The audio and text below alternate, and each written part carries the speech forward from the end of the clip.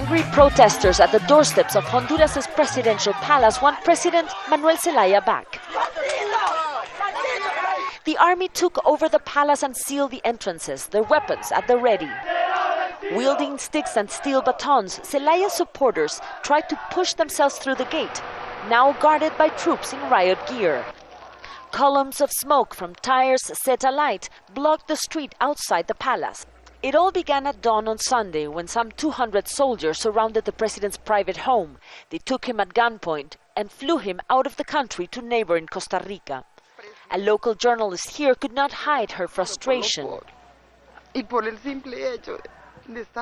For the first time we had a president, a great president who was defending the poor, and simply because he was defending our cause, he was kidnapped this morning, and I weep these tears of indignation. After arriving in Costa Rica, Zelaya told his supporters they should protest in peace, while insisting he remained the rightful president of Honduras. I asked them to keep calm, but at the same time to defend the rights of society. If we ourselves cannot defend the rights of society, I call for a peaceful resistance without violence. I ask them to seek civil disobedience in a non-violent way so that they demand the usurpers respect Honduras' democracy. Late in the day, the Honduran Supreme Court issued a statement saying it ordered the army to oust Zelaya for trying to hold what it said was an unlawful referendum to change the constitution. An independent candidate in November's presidential election said many powers conspired to oust Zelaya.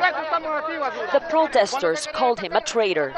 At the Congress chamber, congressional leader Roberto Micheletti, a member of Zelaya's own party, was sworn in as interim president until the November elections.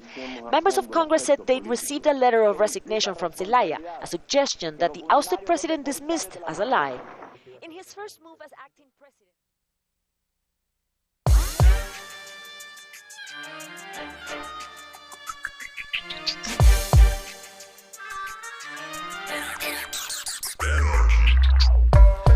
Greetings, salutations, welcome to the Michael Brooks Show. We are broadcasting live from downtown Brooklyn, USA, where left is best, as it is everywhere else, with super producer Matt Leck. Yo. Chief economist David Griscom. How's it going? Super producer David Slavic in the Digitosphere. On this week's program, Vanessa A.B., contributing editor and writer for Current Affairs, on a recent visit to France, family tradition, and the context and appropriate understanding of the Yellow Vests uprising. Plus, Valeska Martins. She is co-counsel for political prisoner and former Brazilian president Luiz Inácio Lula da Silva. We have an exclusive interview with her, very few interviews with her in the English language press.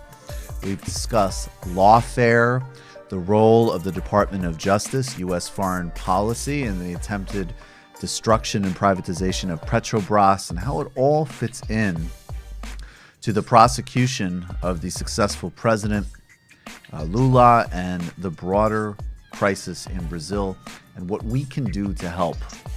An exclusive interview on the Michael Brooks Show. Plus, we have a shout out to a radical new climate action group fighting against the extinction of our planet and species.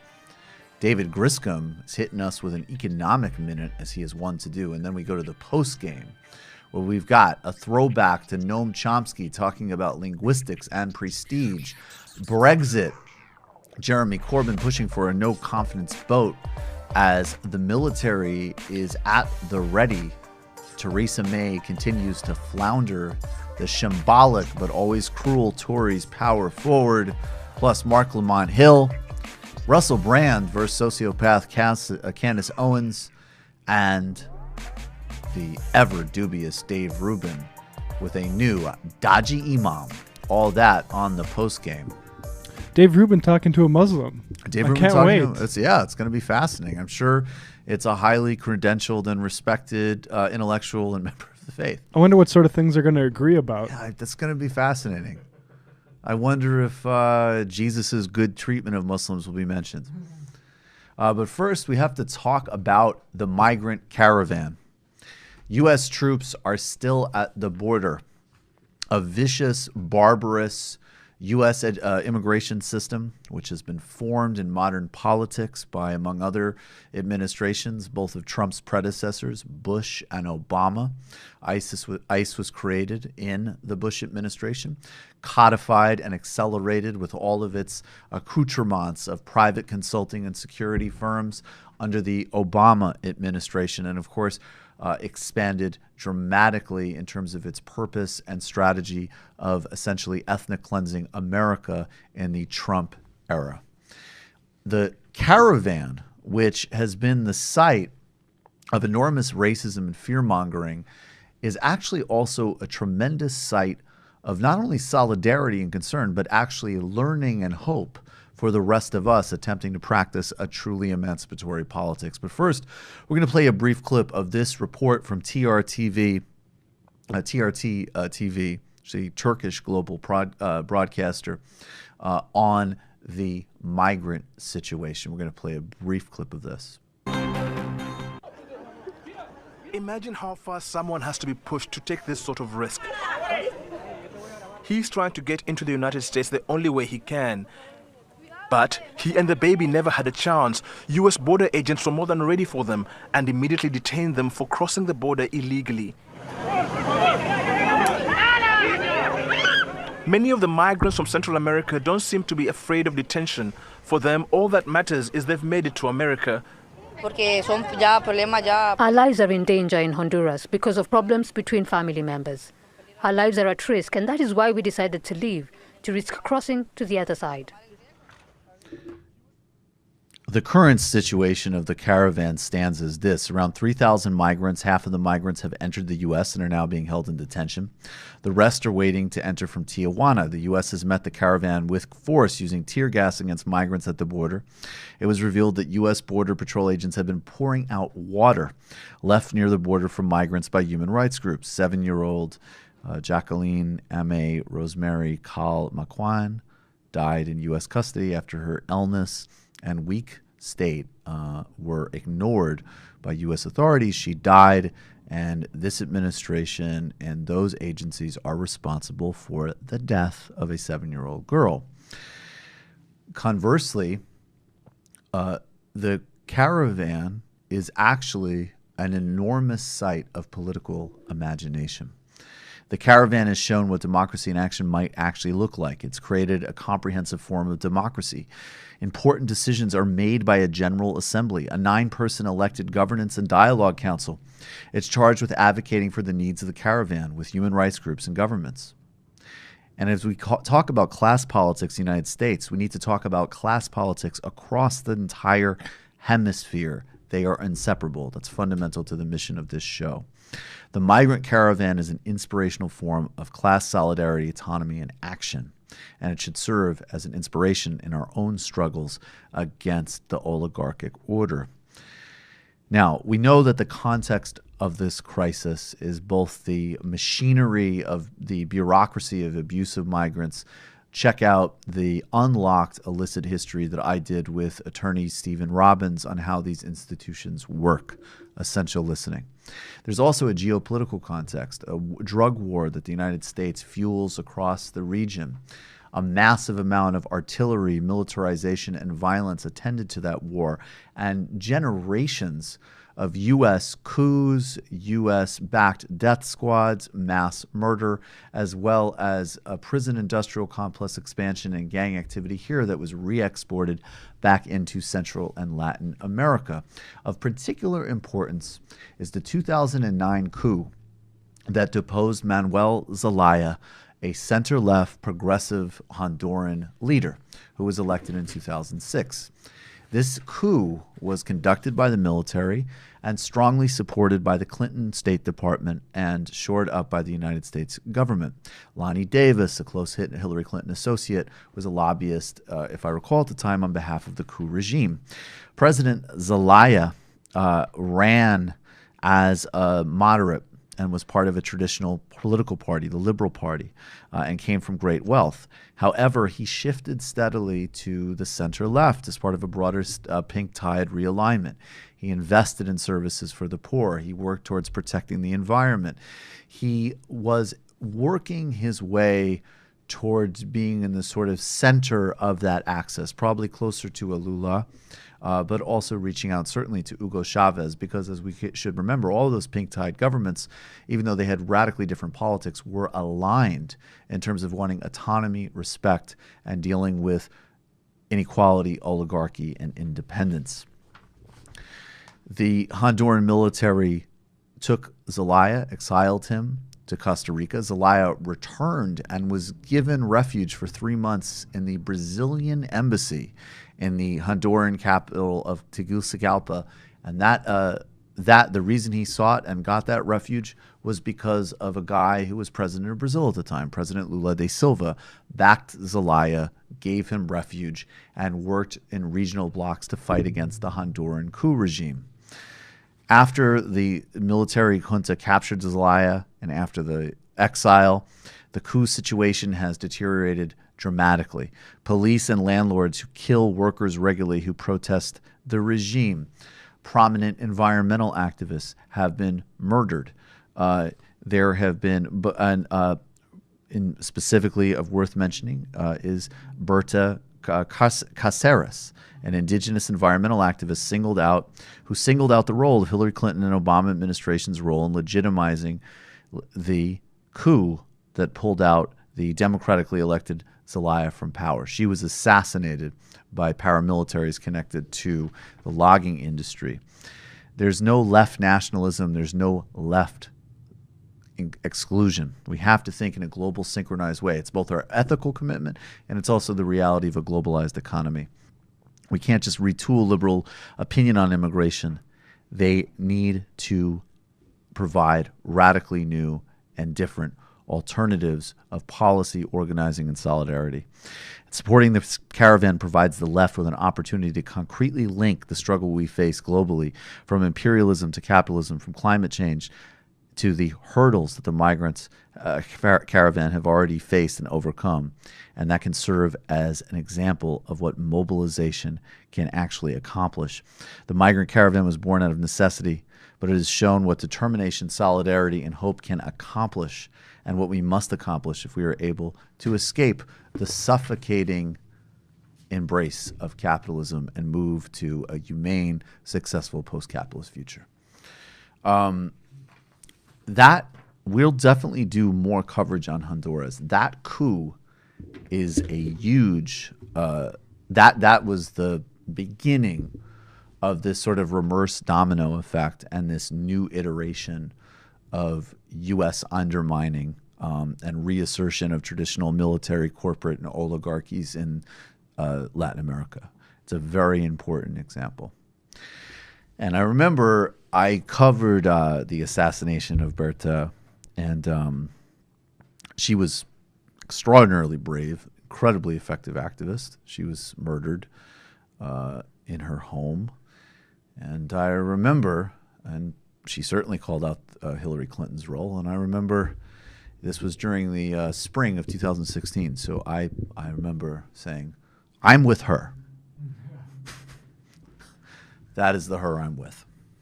And she, along with, Marielle Franco and other martyrs of this modern moment. So, any thoughts, guys? Anything you guys want to jump in on that? Yeah, I mean, this caravan has just been so inspiring. Not only have we seen just like the way that people are organizing, but democratically amongst all of these different people from different backgrounds. This is a movement that's gone across different countries, crosses across ethnic and racial lines, and it's the kind of solidarity and political movement that we definitely need to see. Not only that, but its fearlessness in facing the American government, even like a militarized border, and crossing it anyway is the kind of determination and the actual kind of political action that we really need to start seeing being articulated more on the left. And it's something I think that especially the American left and the workers' movement needs to take a lot more seriously, because when we're talking about questions of immigration, though the center of exploitation is the same people who exploit workers domestically in the United States, right? Like, these are people who have vast amounts of power and are looking for people to abuse and that they can extract value from. And to have American workers, disregard these migrants, I think is, it's a real shame and a real failure of organizing on our part. Because when we see this migrant caravan, we should see our brothers and sisters, and we should welcome them with open arms and learn from them and their incredible movement that they've already gone so far and have done so much to show what is possible. Yeah, it makes me remember all the takes of, this is going to be the last you're going to hear of the caravan after the midterms, right? Right. And I think, like, more or less, this is going to be the main archetypal story of the next, 30 years, is these sorts of issues. Like, it's not going anywhere. Because their imagination only allowed for, this will be the last you'll hear of the racist fear-mongering that the Republicans are going to do before the election cycle, right? And so Trump won't tweet about it as much. But the story and what it exemplifies is the time we're in. Yeah, and what's causing it, exactly. Right. Yes, exactly. All right, let's go to the shout-out. Oh, man, you don't have my Alex Jones ready? Shout-out. Creepy. Shout-out. Weird. I think that's creepy. I wish he was on our side. Shout-out. This is crazy. How great would it be if Alex Jones... This is out of control. This is out of control. That's creepy. Shout-out. That's weird. Creepy. Reading Bhaskar Sunkar's new book, and folks, I gotta tell you, he distills it every which way. He's explaining. It's gaping. So that horrifying new drop is of the senator from the credit card industry and former Vice President Joe Biden. Thanks, Matt. Shout out goes. Oh, jeez. Fuck, dude. Come on. There is no, I don't mean this like in a bad way, but there's no justifiable context for that. It's just, God. But this gap is yawning. It's gaping. He's talking about inequality. That's a teaser for what we get to in the postgame. Yeah. Well, he's right so far. That's how Thomas Piketty described it. The Climate Extinction Project is a radical climate action group that has done, I'm quoting briefly from The Intercept, in London, less than a month after Extinction Rebellion activists blocked roads and occupied buildings, laid down on the street, got arrested to draw immediate attention to climate crisis, Mayor Sadiq Khan declared climate emergency, vowing to do everything in our power to mitigate the risks of climate catastrophe. Coincidence? Greg Shedwalk doesn't think so. And he goes on to explain what they've done in terms of direct action. This is a video announcing their launch, and obviously this is incredible, robust, powerful organizing, very in line with our friend Joshua Kahn and his work at Wildfire Project and climate action work. We all think of it as something big that's looming in the future, that there's things that as humans, that when we get to it, we'll be able to cope with it when and if it happens, whereas the reality is we're sleepwalking into a catastrophe. We are organising a rebellion against the UK government for their criminal inaction on mass species extinction and climate breakdown. This means civil disobedience and peaceful law breaking, with 3 key demands. To declare a climate emergency, to communicate the crisis with the public, to go zero carbon by 2025. We are calling for the creation of a National Assembly to vote on our way out of the crisis. Ordinary people making informed decisions about our future through a system known as sortition. The time for hope is over. We need courage. We are acting because it's the right thing to do. Help us to organise a talk and direct action training in your area. Join us for a declaration of rebellion in London on the 31st of October and November the 17th in Parliament Square. We are so very nearly out of time. Help us to do what is right. And they're here in New York as but one example as they work to deploy in the United States. The New York chapter, I'm quoting back now from The Intercept, the New York chapter of Extinction Rebellion held its first planning meeting on Thursday. Incensed and terrified by the accelerating climate crisis, activists gathered in Manhattan to discuss how they might replicate some of the successes that the Direct Action Group has had in the United Kingdom.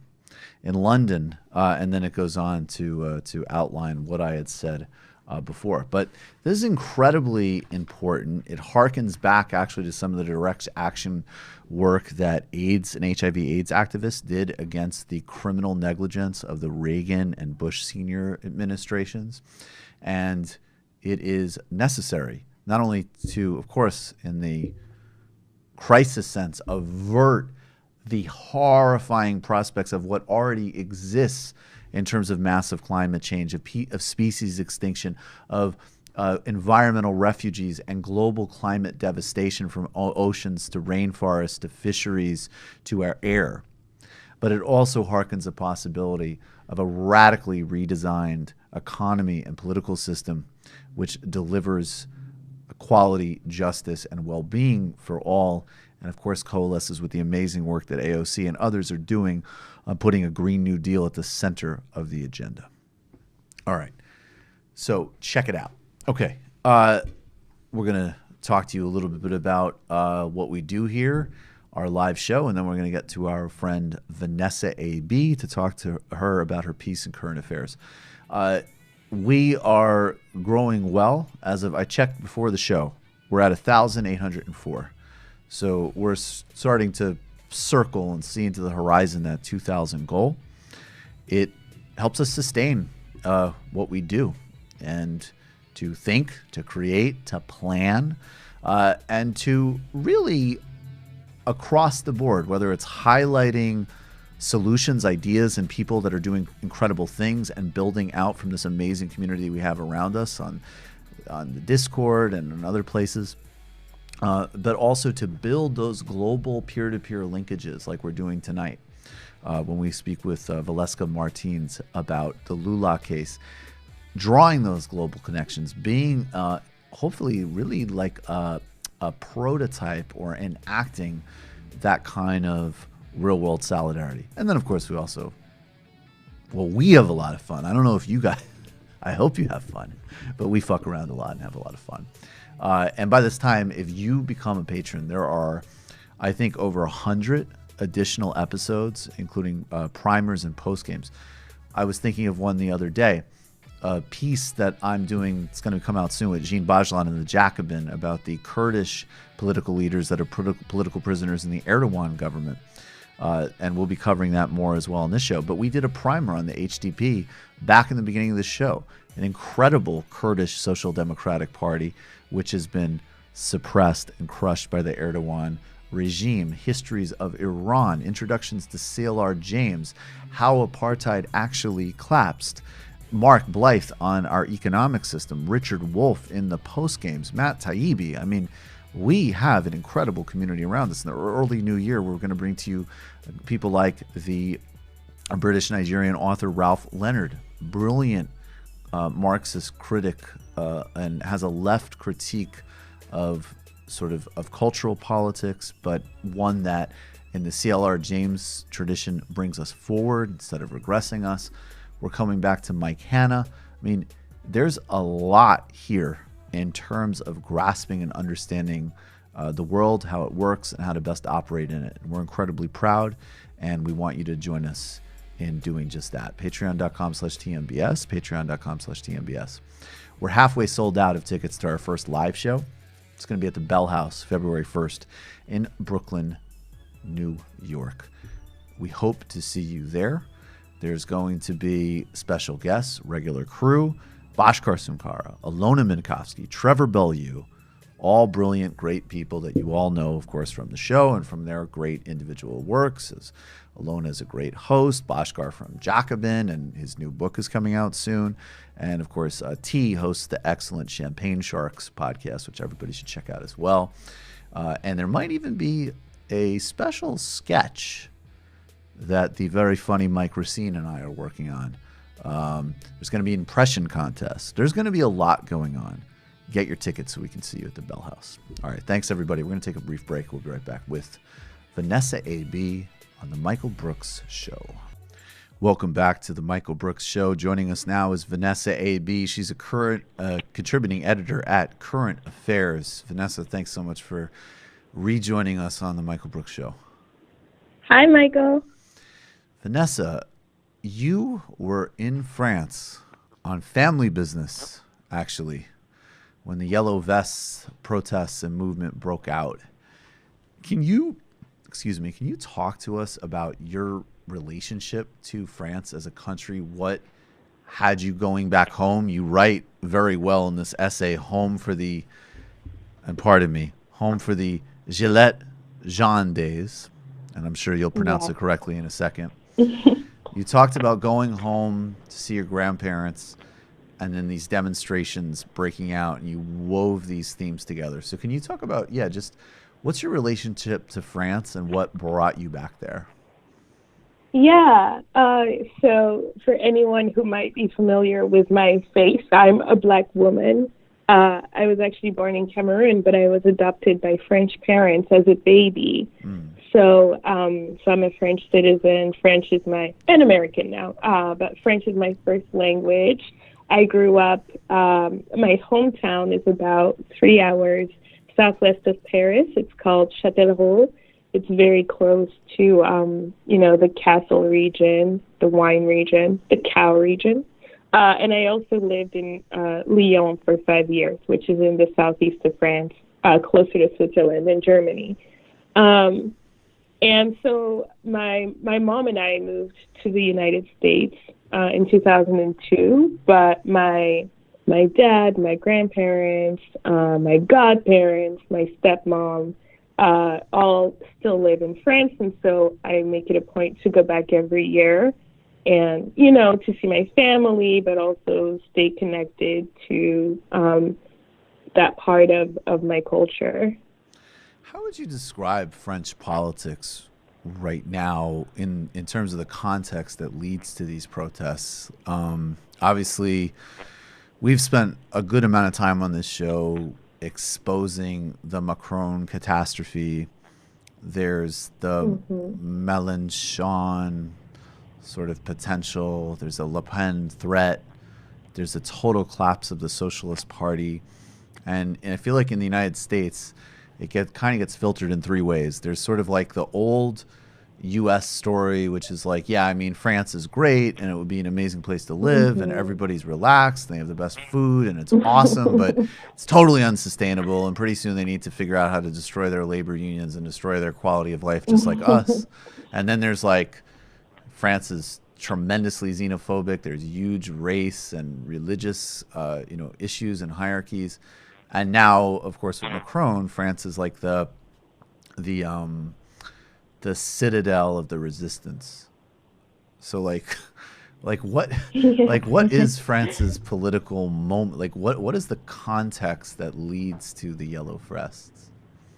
Yeah, so it's interesting because France has, even though it has this powerful neo-fascist party, the Front National, it has resisted Jean-Marie Le Pen and his daughter Marine Le Pen, and actually now there's a niece, I think her name is Marion Le Pen, who is taking the mantle from her aunt to kind of try to rebrand these fascist politics as more palatable. And the French didn't go for it in 2017. And so it's not so much, there's this impression that it's not so much that the French voted for Macron so much as they voted against Le Pen, because that was still too far right for the majority of the population. And so at this point, France is ruled by, a centrist who has he's very well off in his background. He used to be an investment banker before becoming Minister of the Economy. And he is from the upper class, and he has, gotten his feet in hot water, as a result of some of the offhand comments that he has made regarding lower class French people, and just comments really demonstrating his lack of understanding of what it's like to live paycheck by paycheck. And I want to clarify that France is, it has a more robust social welfare program, a more robust social safety net. It is overall less unequal than the United States. That being said, there's still there's a large degree of inequality between the 1% and between everyone else. I view the Gilets Jaunes protest as a sort of rebellion of the middle class, and you can see it in the faces of the people showing up. It's like, it looks like it's a lot of the, you know, the mid-range middle class and then the lower middle class. So there are some business owners. It's a very, you know, I was struck by how white the protest was.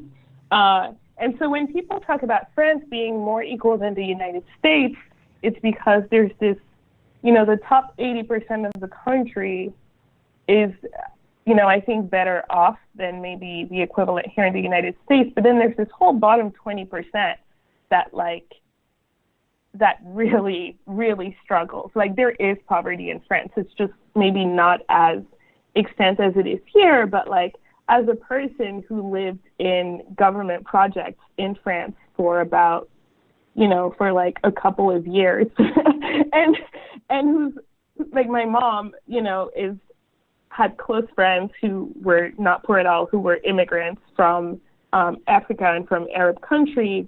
Like, I can guarantee you that there's an entire subclass of French people that do not make it into, like, the cute pamphlets about French, the Tour Eiffel, and, like, baguettes. Like, that's not the whole story. And it's one of the reasons why I live in the United States, frankly, right? Yeah. It's like, right. This is a pretty unequal country and a pretty racist country, and I still think I'm better off here as a woman of color than I would be there. So it's complicated. Definitely. And I mean, and I want to tease that out in a second. But I mean, first of all, just why do you think it's so white and isn't sort of more kind of broad-based? I mean, that's a good question. I think that part of the story is that, and I, you know, I don't mean to whitewash the whole protest. There are definitely people of color there. Right. I think one factor might be that at least in the early weekends, so this has been going on for 4 or 5 weekends, where the yellow vests have been coming up to Paris on Saturdays to protest. And so people have been traveling from the regions to Paris. I think to be able to travel, you know, you have to have a car. Right. Maybe you have to have a job that doesn't require you to work on the weekends.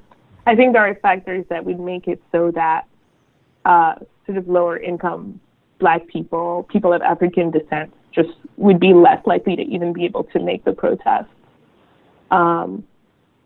But, you know, overall, when I was leaving, the Gilets jaunes were polling really high nationally. So even though only a very small fraction of French people are participating in these protests, the approval for the protesters was between 70 and 77%.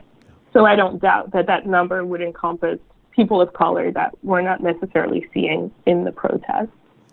And also, this is like I want to give you a 2-part question. So, like, last week we opened the first segment of the show focused on these protests, and like the read that I had and that we put together was, this is a contested space, basically. So, and it is organic. It is not directed by a particular political faction. And of course, like, the left is trying to capitalize, the fascists are trying to capitalize, the centrists are maybe not trying to capitalize, they're probably just trying to neutralize it. Their impulses about reinstating the wealth tax are correct. They want higher wages. They're correct. Even the objection to the petrol tax, I think, is largely correct, because it's taking it's putting a crisis of the environment that's generated, frankly, by capitalism or by the 1%, and putting it on the backs of people who actually have to, like, work and commute for a living. And so, and then at the same time, okay, there's, like, all these flashpoints that people have mentioned of, like, you know, here's an expression of xenophobia at one of these protests, or, you know, these things are happening in, like, very autonomous, decentralized ways. So, like, I guess my question, like, do you think that's the best way to look at it, and that from that perspective, the left could really make inroads to it? Or is it just, you know, too chaotic to even, like, project that on? Or is there, like, a solid base of, like, no, fundamentally the real fight here is on inequality, and obviously that's the type of thing that you could build a mass politics around? I think the left could, and I think it's trying, but it's hard because the movement is so decentralized that it has been very resistant to being sort of co-opted by politicians and syndicates. And by syndicates, I mean these sort of large representative associations and unions, which France has just a multitude of. And so it's not for lack of trying. You know, in fact, the person who was my favorite candidate during the French election is the socialist called Benoît Hamon. Mm-hmm. And, you know, I've been sort of following him lately, and he's been trying to build on the Yellow Vest protest to push a French version of the Green New Deal, right? Awesome. He's saying enough is enough. Like what we're seeing here is that you're passing on these costs to like small polluters, and you're letting big fish get away with basically, you know, murder, I guess, murder by pollution. Yeah. And like, how about we use this opportunity to actually create not only like to fight global warming while creating jobs. Of course, it's polling very low. Who knows if it will, get more traction. But I think there have been attempts. But again, it's hard because this particular protest is so decentralized. And even the demands that they have put out, you know, as I wrote in my essay, I was surprised by how progressive the demands were.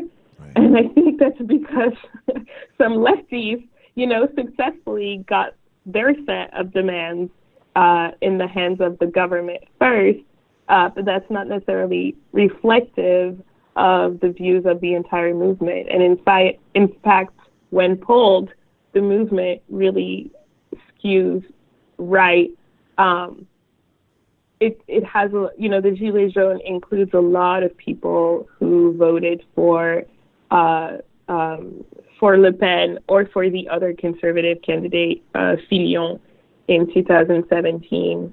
I mean, that tells us certainly that these voters, these particular yellow vests, are maybe more likely to be xenophobic, but it doesn't tell us much in terms of where they are with respect to economic programs, right? Because the French already, even the French conservatives are, you know, to the left of American conservatives, have a lot of expectations from their government, and they pay taxes and expect to get a lot in return.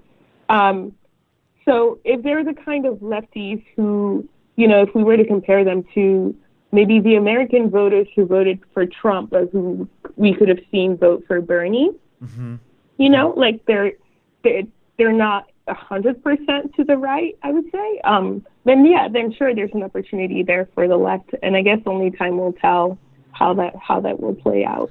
What about? Could you tell us? It was interesting because I was familiar a little bit with Harmon, like because I just from following the 2017 election, and I felt bad for him because he did seem like he was trying to reorient the French Socialist Party to at least like a genuine social democratic position, but because of Hollande and because of various failings that, you know, the French Socialist Party, like so many other center-left parties across Western Europe, just had exhausted itself.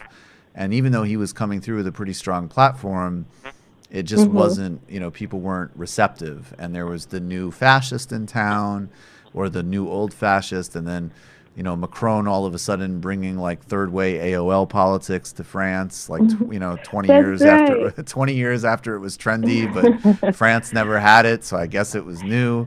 And then, you know, Mélenchon, who, I heard some things that I were question marks to me, but on the other hand, he, you know, I liked him because he represented a robust left. So what is your feeling about Harmon and Mélenchon as the two kind of prime left political personalities? Well, I leaned more towards Hamon. You know, I thought Mélenchon was okay, but he's an old school lefty. I wish I was more familiar with how the different, you know, sub bands of ideologies break down. But Mélenchon was a bit too protectionist for me. That was my sense, and so I was drawn towards Hamon. But I think one thing that happened is that because neither pulled out of the race, I felt like they kind of split the votes and allowed other more bland candidate to basically get more of the overall vote than them, at least in the first round. Right. So I liked Hamon a lot, but I felt like he should have, if Mélenchon had the bigger slice of left voters, then Hamon should have dropped out, so that his followers would go to Mélenchon, and so the left could have a better shot. Yeah, no doubt. The left, definitely, that's a theme. The left needs to get more strategic.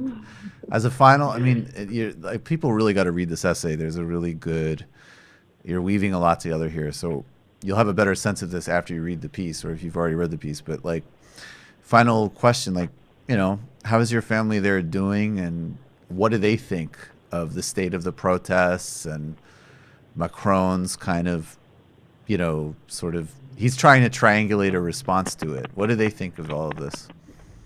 Yeah, so my dad is a centrist, and he voted for Macron. My dad and stepmom and grandparents actually all fall pretty squarely in the middle class, middle to lower middle class. They voted for Macron because they wanted, a change. Obviously, they were never going to vote for Le Pen, but they were hoping for someone who could, create, I don't know, they totally bought his rhetoric, creating jobs, and the unions are very powerful in France, and I think, unfortunately, my dad has no idea. He's never been to the United States, so he doesn't know what it looks like to live in a country with very weak unions. Right. So, he doesn't know what it means when you actually let the oligarchs completely destroy them. That's right. And Macron is, one of the things that is most right-wing about Macron is how kind of anti-labor he is. He thinks labor is just too powerful. So anyway, my dad drank the Kool-Aid and is currently, has expressed great disappointment in Macron. He has been very frustrated by the sort of elitist comments that Macron has made, and just really being a tone deaf person, sorry. So they're pretty disappointed. At the same time, France is He is a deaf tone person. Fuck that guy. Oh, yeah. Yeah, exactly. He is, and France is it's just like a striking nation that's just in its blood. So there are protests all the time. So I can't say that. It seems to me that my dad isn't necessarily viewing these protests as being any more transformative than what they see on a day-to-day basis. That was my impression. He just didn't seem to think it was a huge deal. But he empathized with, the complaints about the fuel tax and, what sort of evolved into more than just complaints about the fuel tax, right? So taxes on retiree pensions, things like that. Yeah. Do you think, maybe then if that's the other thing that always comes out of every story about France, which is they just strike. So is that the less, and this, let's just make it parochial, will be less of a global citizen than Vanessa AB.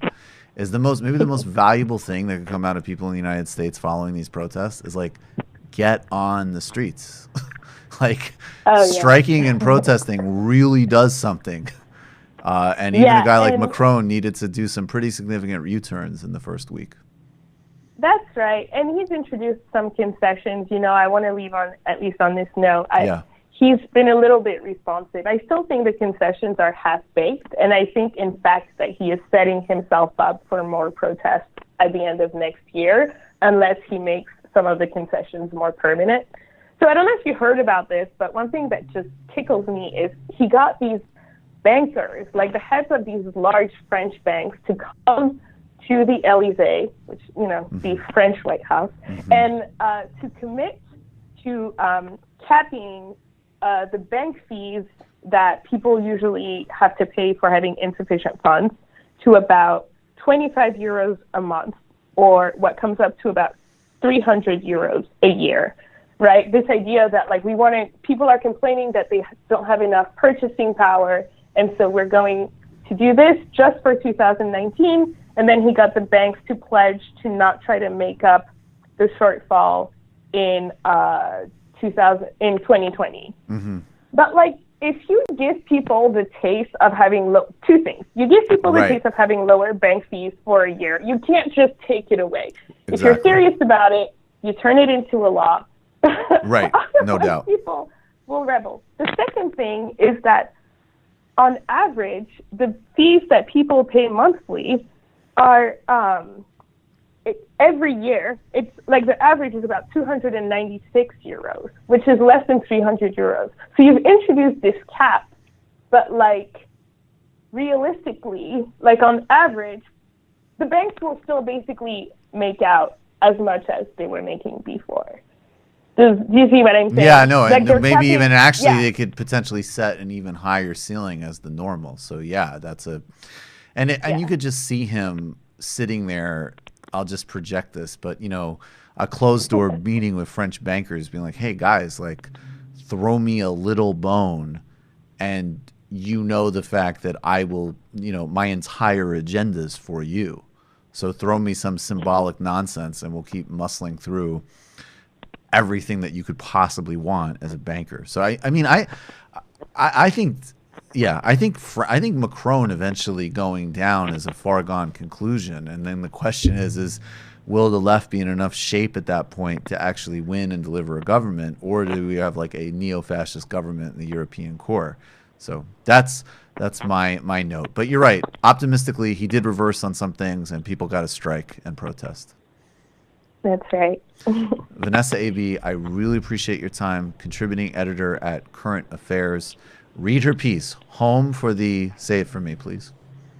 Lovely talking, for the Gilets jaunes. Home for the Gilets jaunes days. Yes. By Vanessa A.B. at Current Affairs. Vanessa, thanks a lot. Thank you for having me. Bye, Michael. Bye-bye. All right, folks. Best small team global coverage in the game. All right, it is time. Like New York, this is a global hub. New York is a global hub. Where New York, our tentacles have been sprawling out. It's true. Yeah. Some fucking enlightened Parag Khanna shit here. So I was thinking Yochai Benkler. Yochai Benkler. Parag Khanna is actually a very nice guy. Unfamiliar. He was a big. It was kind of a, you know, much better, but, you know, someone in that sort of like popular books on globalization genre. I think he's in Singapore now. Very nice guy. It is time. Someone shared a meme with me of the scene in Goodfellas where when Jimmy Burke finds out that De Niro's character finds out that Joe Pesci's been whacked, and he's just like bashing the phone at an old phone booth because he's so enraged. And somebody tweeted out like Richard Wolff when he sees that David Griscom is still doing the Economic Minute. So anyways, here's David Griscom with the Economic Minute, a gem system for the Marxist total understanding of your economy and your world. Get their money. First thing, get their money. All right, guys, this is a really interesting part of the system, which is expropriate property. I fucking love that.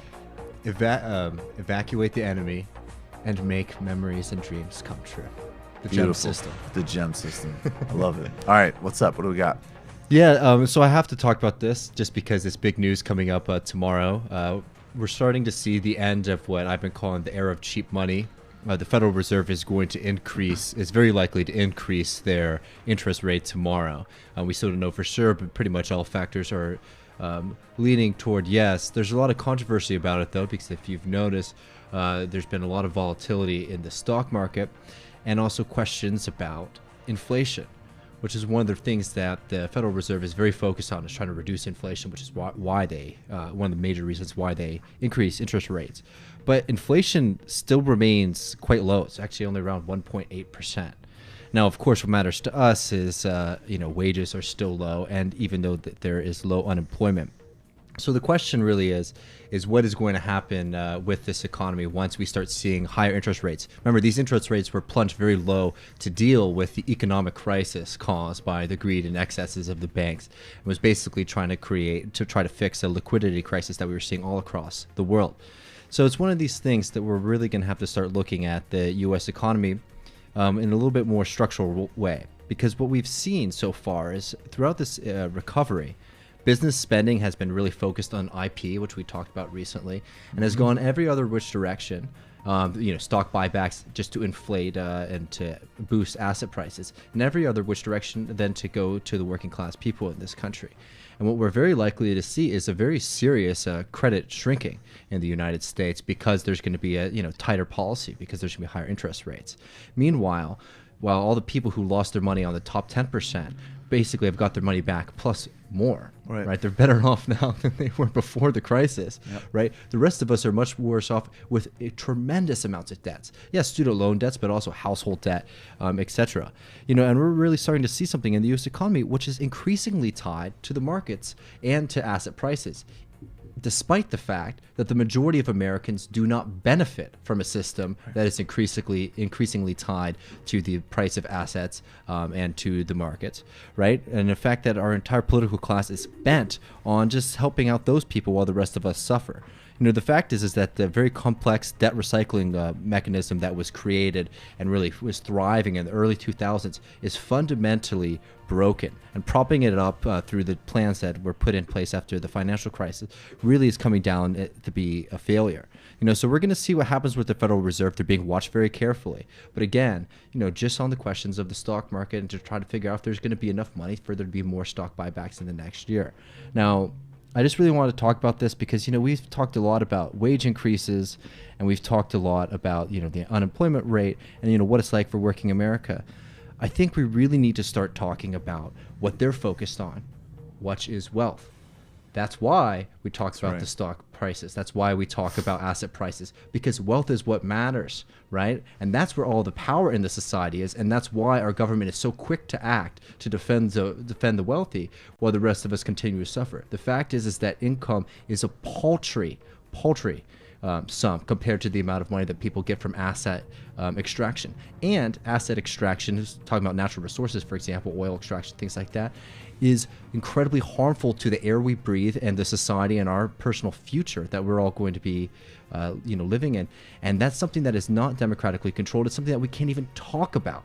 And that's something that's really driving a lot of the inequities across the world. Why are we talking about in every country right now the divergency between the poor and the wealthy, as Joe Biden likes to say, the gaping. This, I have to say, this is very frustrating to me because I texted Matt 2 minutes ago and I said Biden drop because it would fit so perfectly.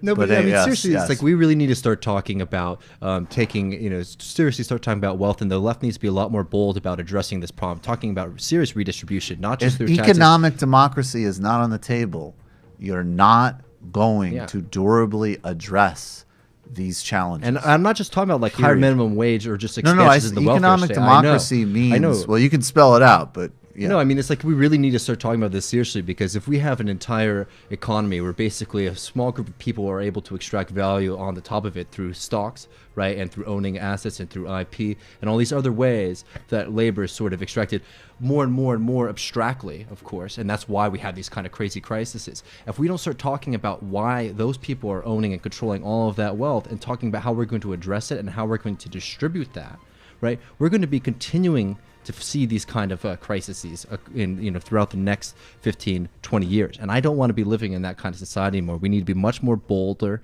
we need to be much stronger, and we need to be much more articulate when it comes to what we want in our future. And it certainly is not going to be in a continuation of society that is very much lopsided to benefit the few people who own property, the few people who own assets, and the few people who benefit from the U.S. stock market. What about dominance hierarchies? I don't think he's dominant of anything. Yeah. Fuck out of here, you crying lobster charlatans, instead of a bitch. That's exactly right. Economic democracy needs to be at the center of the plan. David Griscom with the gem. All right, guys, this is a very important interview, and it's an honor for us, and it's a very unusual interview for English language media, which is, look, it's a positive reflection on us and the coverage we do and the linkages we're building that we're able to get this interview, and it's also an incredibly damning indictment of CNN, BBC, The Guardian, The New York Times, that these interviews are not regularly taking place, both in the context of the destruction of democracy in Brazil, going back several years now, and of course about to be potentially catastrophically accelerated under the Bolsonaro fascist regime, but also in the political imprisonment of an incredibly successful president, an innocent man, and a person who absolutely, almost certainly would have defeated Bolsonaro had he been allowed to run in a clean, non-corrupt, non-coup environment and taking Brazil and the world in a far better direction. So this is this conversation that I recorded earlier today with Valeska Martins. She's a co-counsel for Luis Inácio Lula da Silva. He's, of course, the two-term former president of Brazil, labor leader, someone who helped bring down the military dictatorship in the 1980s, tens of millions brought out of poverty. These new independent foreign policy, these things should be mentioned every single time we talk about Lula because of the calumny of the war against him by these forces. This is a very meaningful interview, and I just request that as you watch and as you listen, please spread stories about what's happening in Brazil, and please ask your representatives to speak out broadly in terms of the crisis, in terms of the assassination of Marielle Franco, and certainly for the immediate, unconditional release and liberation and exoneration of Lula da Silva. Welcome back to the Michael Brooks Show. Joining us now is Valeska Martins. She is a co-counsel for President Luis Inácio Lula da Silva. She joins us from Brazil. Valeska, thank you so much for doing this. Thank you. Good evening. Good evening. Can you start, I guess, we're going to work it backwards and get into the broader questions of President Lula's case, which we've been covering, as well as the broader situation in Brazil on this show. But not in the past couple of weeks, there have been new accusations and new charges that have been unveiled against him, as well as other leaders of PT. Can you, or PT, can you give us a sense of some of the new things that are being leveled against President Lula as this sort of ongoing lawfare process? Yes. Well, actually, this is something that it's a very complex process in Brazil. We have shown since the start that President Lula, as you already said, is a victim of lawfare, which in its core means that there should be a lot of suspicion regarding his innocence, a lot of attacks in terms of judicial procedures, an asymmetric judicial attack, because they're in order for the population to feel that he's guilty. Therefore, any conviction without any kind of materiality, any kind of evidence, would be accepted by the population. And this is exactly what we have seen for the past weeks. New accusations have surfaced which have no materiality, no evidence, no logic. Even if you repeat the cases, they actually lack any kind of logic support that would even entitle or give how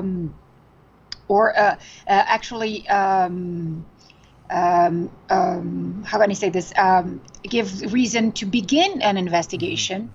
But this, again, it all comes to the fact that once you have a political situation in Brazil, they need to shift attention, and then new accusations come up, new procedures come up. It's always this process that repeats itself every time there's a need to change, to shift attention, the population's attention.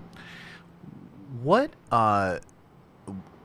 first of all, define lawfare for us and explain specifically how lawfare has been used for several years now to target President Lula. Well, I'll give you a background. It started with false media reports back in 2014. We can count up to 500 magazine covers, somehow reporting an action that would be legal with no evidence. We started filing lawsuits against such falsehoods and such false reports by the mainstream media in Brazil. And these stories actually became legal procedures, became criminal investigations, but it all was actually gave cause to these. They actually violated the presumption of innocence by President Lula, creating this person that was demonized by the media, and therefore could be investigated by anything that actually the population would not be able to process anymore, what the evidences were, what the real hard evidences were of corruption or of money laundering in his case. Then he was illegally, he was taken to an airport in March of 2016, where he had to give a deposition basically on his entire 2 mandates, with no evidence whatsoever that would entitle them to investigate him. And from there on, it became a matter of investigations and judicial proceedings with absolutely frivolous, that every day would come out in the media. So we identified the phenomenon, which is lawfare, which is the injunction of law and warfare, creating a lawfare, which is the massive attack, asymmetric attack by the state against an individual, frivolous attack, in order to delegitimize and to demonize a citizen. It is a partnership with the mainstream media in order for the presumption of guilt to be created, and therefore those agents politically persecuting a citizen may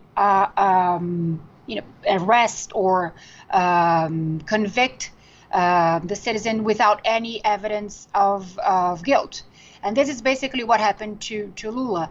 But this is, I would say that from every case that we have studied, this is the biggest lawfare case, we would say actually, in history.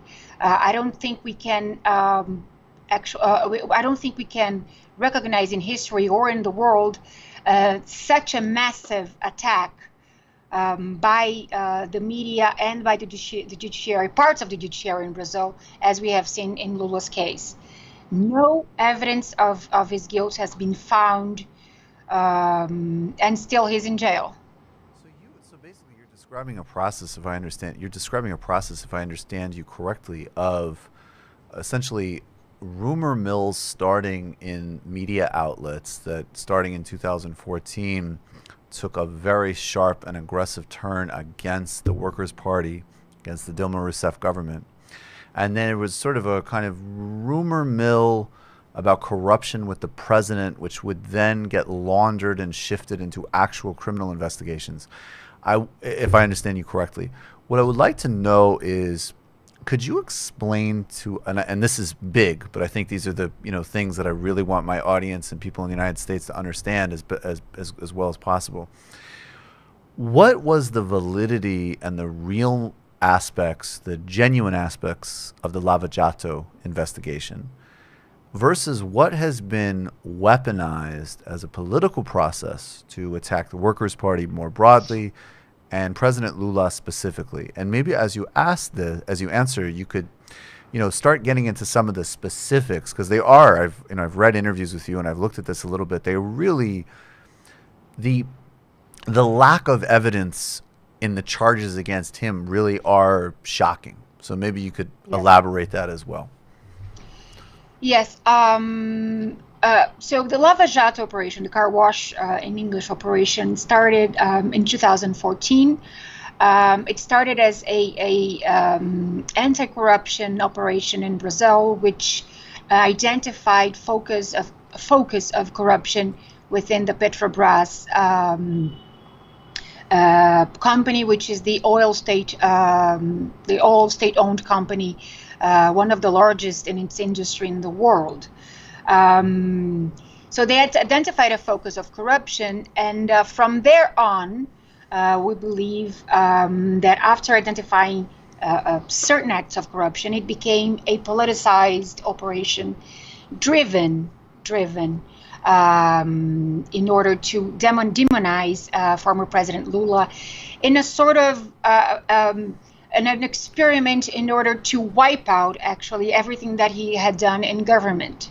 And all of his actions while he was president were actually, and on the contrary, he empowered the federal police. He empowered the prosecutor's office. He created controlling agencies to oversee acts of corruption of its state-owned companies. It was during the Workers' Party mandates, presidencies, that all of the legislation fighting corruption, all of these legislations were implemented. The car wash operation started by leaking out rumors that supposedly he would be involved here and there, here and there. So it became a daily news coverage that Lula might be implicated here and there in some manner, up to a point that it became absolutely acceptable by society, by Brazilians, that Lula would be somehow implicated because they had no idea where he would be implicated. And then they started investigating him. They investigated him thoroughly for 3 years. Not only him, but his wife, his children's houses. Even we, our lawyers, were illegally wiretapped. And there was an interception of our main landline here in the office, so that they could map out and strategize all of the defense of President Lula.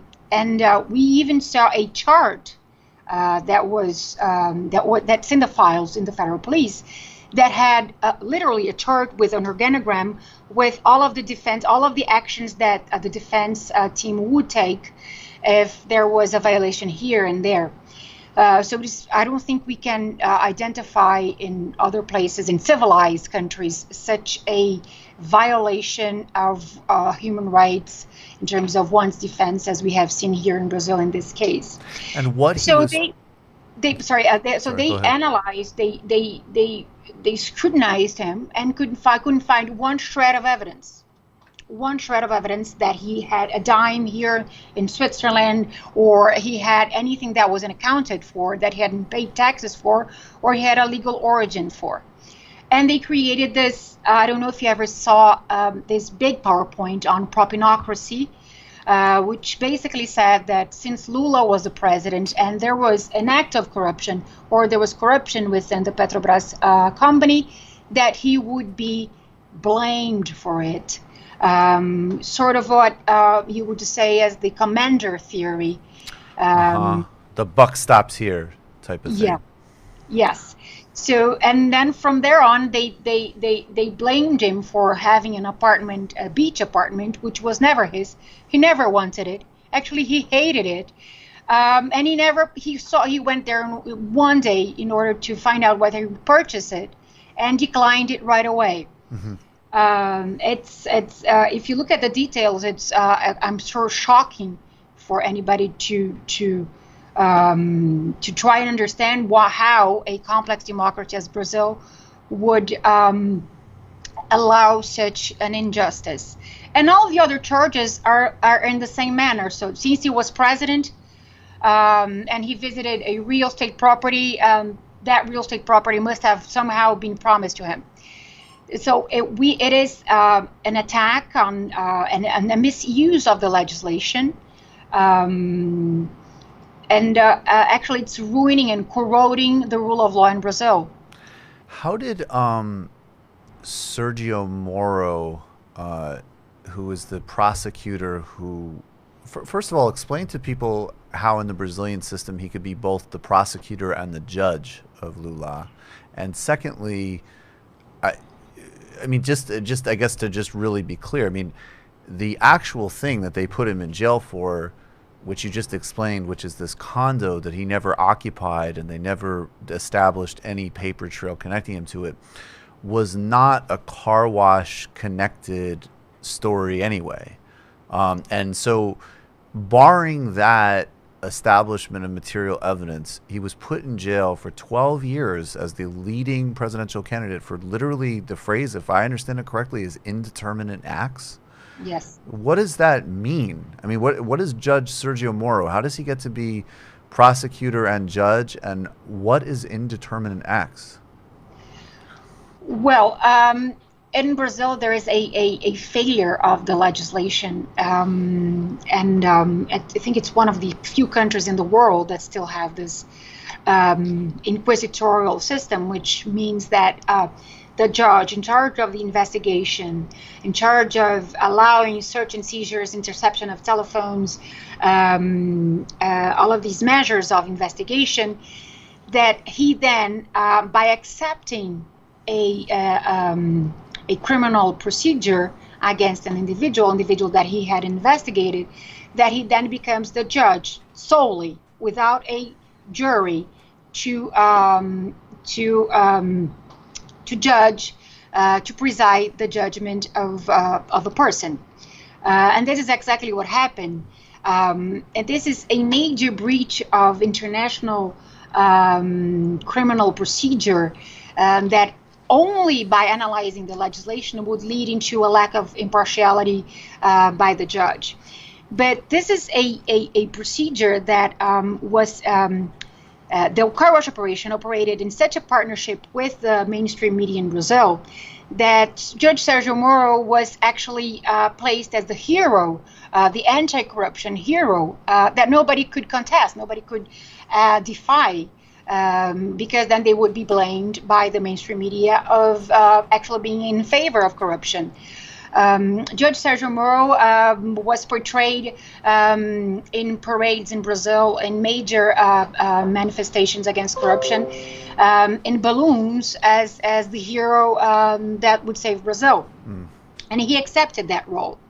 And the fact that he allowed such a fragile procedure against Lula, that he accepted the jurisdiction of the case, and all of his actions would indicate that he had a political agenda and that he meant by all means to convict Lula no matter what the evidence said. And this is why in 2016 we took this case to the United Nations Human Rights Committee in July of 2016. And you can note that there wasn't even a criminal charge, actual criminal charge against President Lula. But we go there and we say, this is a man, this is a procedure that will convict him no matter what, right, in spite of all of the evidence, in spite of all of the evidence of innocence. Because, as we explained in that procedure before the United Nations, Judge Sergio Moro always had a political agenda. And I'm sure this has been proven by his acceptance of a political job now, which is the Minister of Justice. In the incoming extreme far-right and globally dangerous Bolsonaro government. A couple more things I want to touch on, including also, in fact, because you were able to interact with President Lula regularly, and we support him and are concerned about him and the broader dynamics of this on this show in our community. But a couple of other things just to get to before that. Was there a U.S. role in this? And specifically, I'm talking about the coordination between the U.S. Justice Department and the car wash investigation, and also Petrobras, because it seems to me that Petrobras was a very important national company for Brazil, which was actually sort of used very creatively and I mean that in a good, not euphemistic way. Like it was a company that was used essentially to actually generate public value for all Brazilians in the Workers' Party government, and was a sort of like a large multinational that actually cycled a significant amount of money back into social programs in Brazil.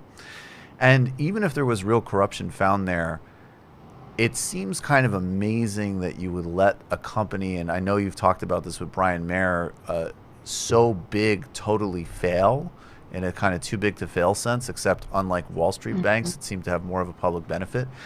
And I'm wondering if you could maybe connect that with a potential U.S. Department of Justice role in the car wash investigation and the policy around Petrobras and nationalization and those types of issues. Well, in 2017, the Department of Justice participated in a seminar with the former general prosecutor here in Brazil, where they announced that they had helped help the investigation of the car wash operation and helped in the conviction of President Lula. There are about 4 speeches by former prosecutors and still prosecutors of the DOJ, the Department of Justice of the United States, explaining how they have helped with investigations, how they have helped as what they would say, is the biggest anti-corruption procedure. But what we have seen, and I will give you a late example, is that a very current example is the Embraer, which somehow got involved in the car wash operation, and the DOJ entered into a plea bargain with Embraer. Is that a construction company? It's an aviation company. Aviation company, okay. Embraer. Yeah, it's a manufacturer, okay. Yeah. Got it. So they got involved in the car wash operation. They had to enter into a plea bargain agreement with the Department of Justice, and let's put it, in a permanent monitoring situation where the Department of Justice would constantly monitor Embraer, and it resulted in Boeing purchasing the company, which is one of the most strategic companies of the country. Mm-hmm. That has just happened, so it's a result of the car wash operation as well. They have been monitoring Petrobras since 2014, and it has just come out, and Petrobras has just announced that they have also entered into an agreement with the Department of Justice. We have, I would say, the car wash operation was the entrance of the United States in Latin America. It allowed, through the companies and through the plea bargain agreements, it allowed the United States to start investigations in other Latin American countries, in other countries of the world, for geopolitical issues and for geopolitical purposes, and it created a series of frivolous lawsuits against certain former leaders of the progressive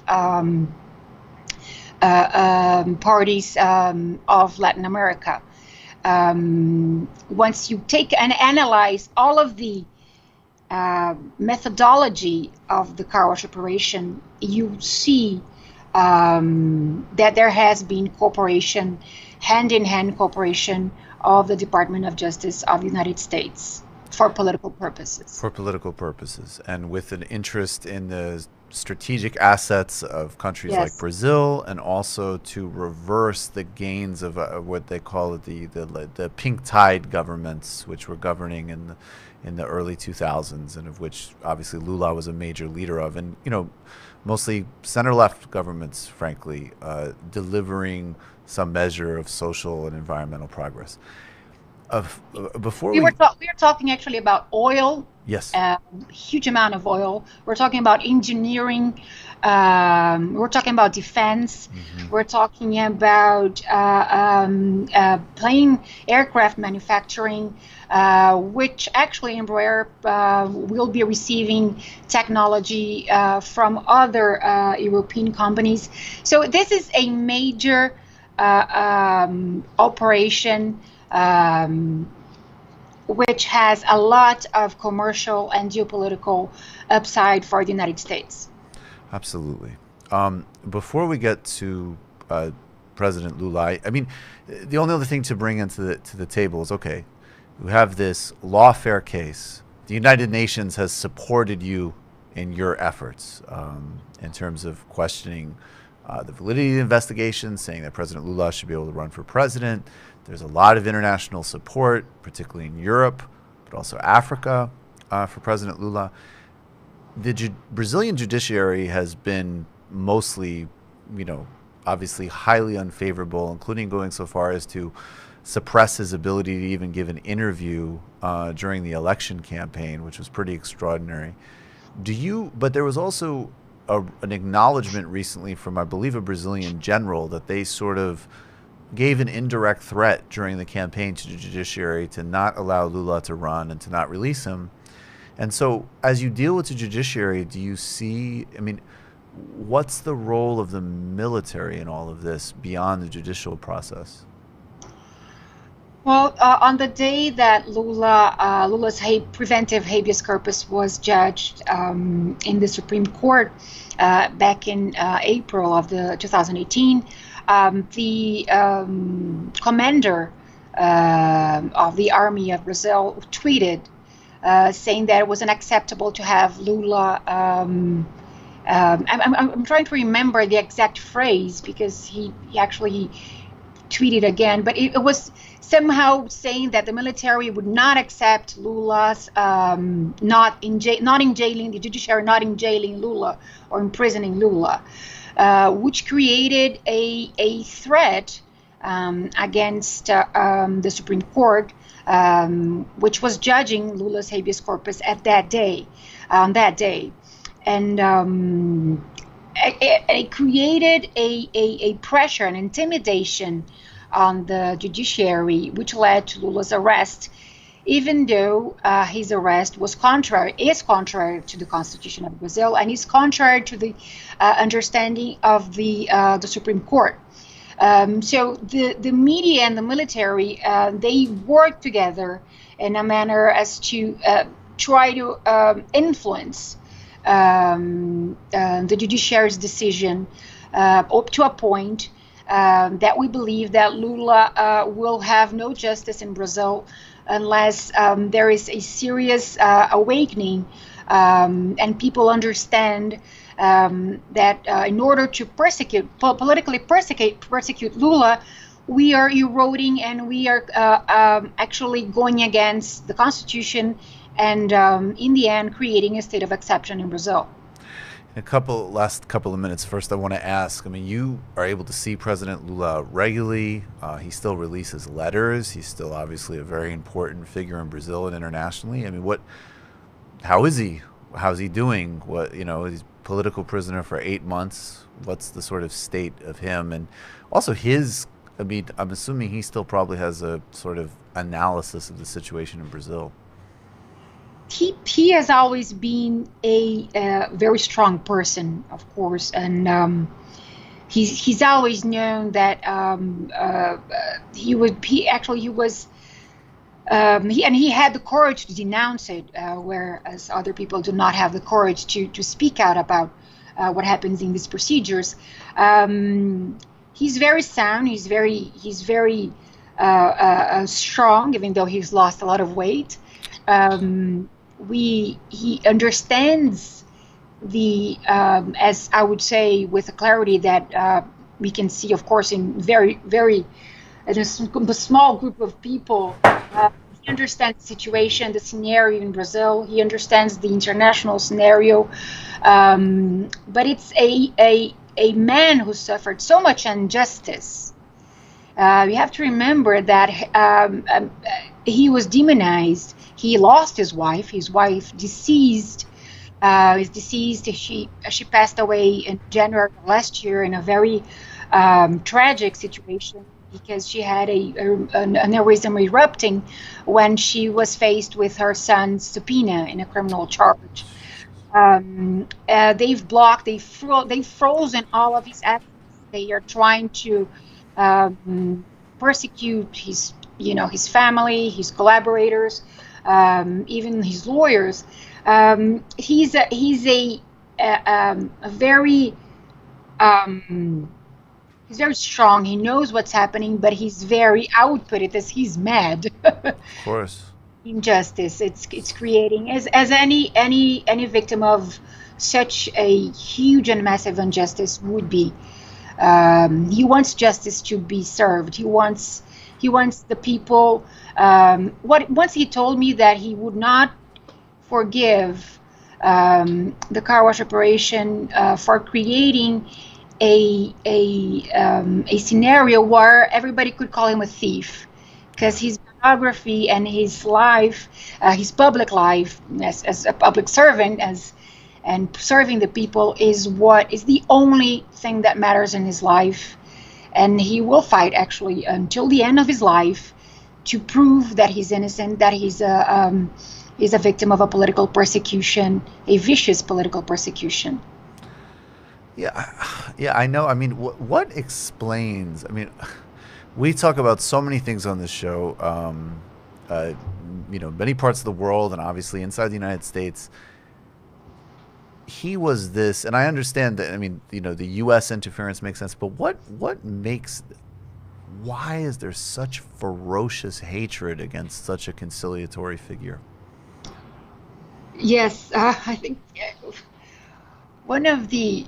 I remember when he was here before he was arrested, and actually in the room that I'm speaking in now, and he was just letting it out, and he said, "Why? Why?" This is his question. He said, "I mean, if they wanted to ruin me, they could at least just asked." Do you? I mean, I've never actually. I've always always acted legally, such in a conciliatory manner. He thought he could reunite and reconciliate the elite of Brazil and the poor people of Brazil, and as a peace pact, right? In a social peace pact, and he strongly believed in that. But I think there are interests that, commercial interests that, political interests that have played, have taken a higher toll and have, prevailed. And he understands that. And he's absolutely certain. And I spoke to him this week, and he was telling me that he's absolutely 100% sure that it all started because of the oil company. And because of the pre-sal, which is a technology that was developed by Petrobras in order to identify deep waters, oil fields, that was exclusive Petrobras technology. And he's convinced that was the reason that this whole operation and this whole chaos in Brazil started. He just told me this week. Two more things before we let you go, and we hope that you will be on again, because we'll definitely continue working on this. But first, I mean, what can we do to be helpful? I think people have to understand what's happening in his procedure, and understand that after all of these years, there was even no shred of evidence came up that he was ever corrupt. So, denounce the methodology and constantly talk about what's happening in Brazil and what's happening to Lula, because he is a symbol, yes. I would say symbol of injustice and what might happen when countries deviate from the rule of law. So I would say that Brazil and Lula's case should be watched and studied as a glimpse of a future of a nation that does not understand how strong the institutions are, the rule of law, and first of all, do not understand or care for human rights. So I think this is what he would like, and people to understand that not only did he not have a fair trial and was convicted for undetermined acts because nobody could find an act of corruption, and this is such an alien concept for any legal diploma, but also that he's innocent. He's absolutely innocent, and he wants people to understand that because it's his biography, and he always knew, and he repeats this over and over. He said, "I knew that once I came into power, I could not get it wrong. I could not make a mistake." Right. So I knew this because I knew the repercussions that would have on the progressive areas, progressive field all over the world. So I couldn't make a mistake, and I didn't. So he wants people to understand that. Okay, finally, just two brief requests. One, if time ever permits, when next time you see him, send him the best from us. We're certainly talking about this a lot and reaching out to as many people as possible about it. So there is some solidarity and support here in Brooklyn. And then, secondly, my Portuguese is non-existent. So when you say Lula livre, is that right or no? Yes, Lula livre. Oh, yes. I got it. All right. Yes. That's great. Spot on. I thought it wasn't. I thought it was off. Okay, Lula livre. Well, yeah. Valeska Martins, I really appreciate your time. She's a co-counsel for President Lula da Silva. I hope, obviously, I wish you all luck, all safety. And I hope that you can join us again sometime soon. Thank you so much. Thank you. Thank you. All right. That interview obviously meant a lot to me.